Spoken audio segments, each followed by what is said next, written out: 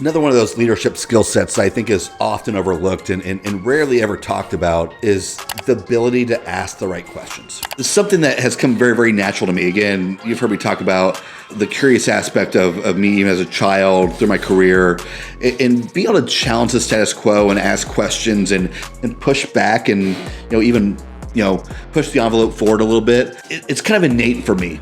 But it's something that leaders can absolutely learn. And the point of asking questions is really to help you get to the bottom point of what you're talking about, right? If it's a problem you're trying to solve, asking questions help you truly pinpoint what that problem is. If you're looking for solutions and need to find that solution, asking the right questions helps pinpoint to make sure that this solution is the right one. And again, when I say right one, I don't mean capital T right. You've heard me talk about that before, but I mean the best possible one from what the information you've gathered. Here's a quick story that I have for you about asking the right questions. It's actually a personal story about me and my wife. We both independently were trying to decide if we wanted to upgrade our phones. I think it was the 16-month mark or something like that, or 18-month mark. We're technically a few months away from upgrading our phones, but these phone companies always have these deals that let you upgrade early, and we both had looked into this individually. I was the second one apparently, so I approached her and said, "Hey, look, I did some research here, and I can upgrade my phone, pay off my old one, and pay $2 more a month to upgrade our plan. Any reason why we shouldn't both do this?" And she said, "Yeah, because then we're going to lose our international data points." I'm like, what are you talking about? She's like, "Well, every month we accrue these points that then get applied to international data plans. We like to go to the Caribbean and other places for vacation.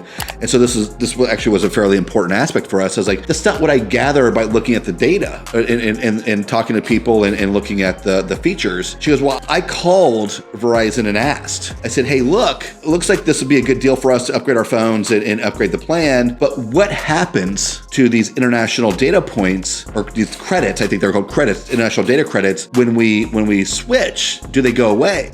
And it was an honest question, right? It seems logical. And the representative gave an accurate answer back, which was, "Well, they go away." Well, I said, "Well, that's not my take on this. Yes, they go away, but they go away because all of the international data plans are rolled into our new plan." And she ended up going back to Verizon customer service and figuring this out. The reason why it goes away is because they're no longer needed, right? So what we were trying to discover, right, wasn't what happens to those credits, but how does this plan treat international data? And by asking the right question, I was able to see that we're covered. We don't need credits anymore.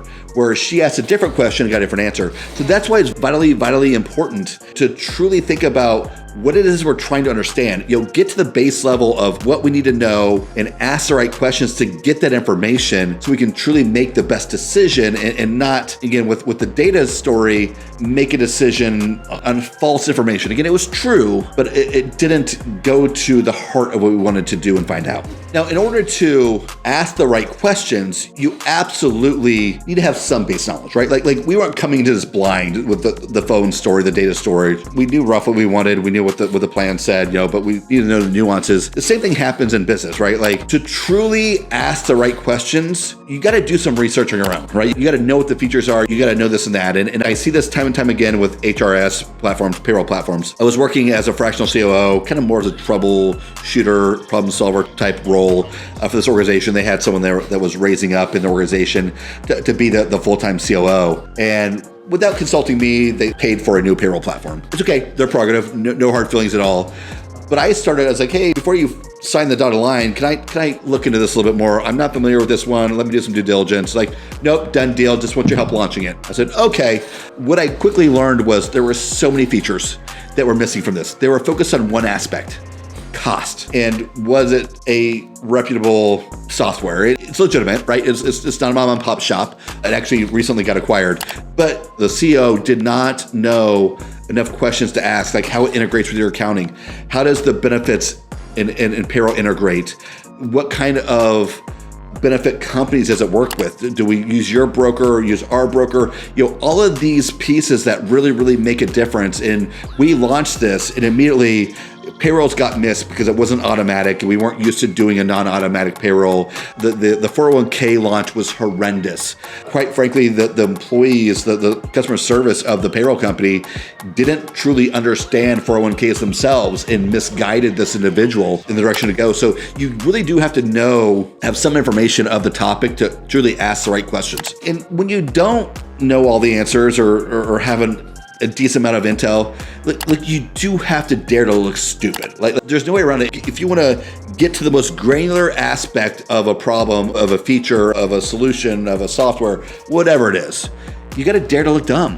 Simon Sinek actually tells a story about how he was brought in as a consultant. I actually would love this job, to go sit in a boardroom with a bunch of executives to hear someone pitch, a consultant or someone pitching something. And the person got done and it was just cricket around the executive table. And Simon Sinek slowly raises his hand and is like, I don't get it. Like, I didn't understand the words you said. I don't understand what the benefit is for the company, et cetera. And little by little, every one of the department heads and executives were like, yeah, I don't get it either. But they were all gonna just sit there quiet. Why? Because they didn't want to look dumb.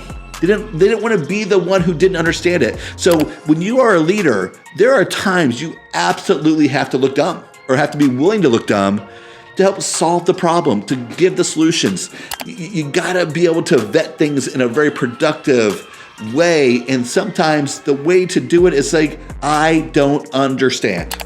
There was a time where I was working in an organization and we had a temporary department head in the marketing department. And I'm sitting at my desk and the person comes in and says, hey, I don't really know what's going on in this meeting, but something doesn't sound right to me. And so she wanted me to come sit in this meeting. So I went and sat in this meeting, and the head of the marketing department is, or at least the part of the sales side of marketing, was giving some numbers and telling this whole story about where things were, and we're a little off the mark, but like, it's okay, don't worry. And of course, I'm just sitting there, I'm jotting notes, right? Like just taking it all in, not jumping in right away, just taking in all the information. The other thing too, leaders got to learn to speak later, right? Like taking the information from the team, get the data, analyze everything in your own way. So again, as time's going on, I'm writing down notes, pull out my phone, not to text or call someone, but to get on my calculator. And I'm just crunching numbers because like I am with the temporary person, something doesn't seem right to me. And so she finally got done explaining, and people are asking questions. And so I finally like, it's time for me to chime in. And so I said, let me get this straight. Like, I'm trying to follow along here, trying to get an understanding of where things are and where we're going to be. I was like, based upon where you're saying we are, it sounds like from the number standpoint, the percentages of everything, we're going to be $1.5 million short in revenue. And she nonchalantly goes, yeah, that sounds about right. So the entire story of these numbers in the marketing was, everything's fine, don't worry, I worry about this, you shouldn't worry about this. But for a $7 to $8 million organization to be $1.5 million projected short, there should have been a lot more urgency. That should have been something that was brought to me, right? Or brought to the CEO saying, hey, look, we might have been a huge problem here. But again, I was willing to sit, I was willing to analyze, gather all the information, analyze it, and then ask the right questions based upon the knowledge that she just presented. I oversee was CFO. I knew the accounting numbers, but not the new marketing and sales numbers coming in at that given time. So I was willing to trust her own information, her own data she was providing, and it showcased a lot. So again, asking the right question is one of the most underrated skill sets for a leader that truly allows you to get to the bottom of problems, evaluate the right solutions, and truly allow yourself to be a leader by making a decision.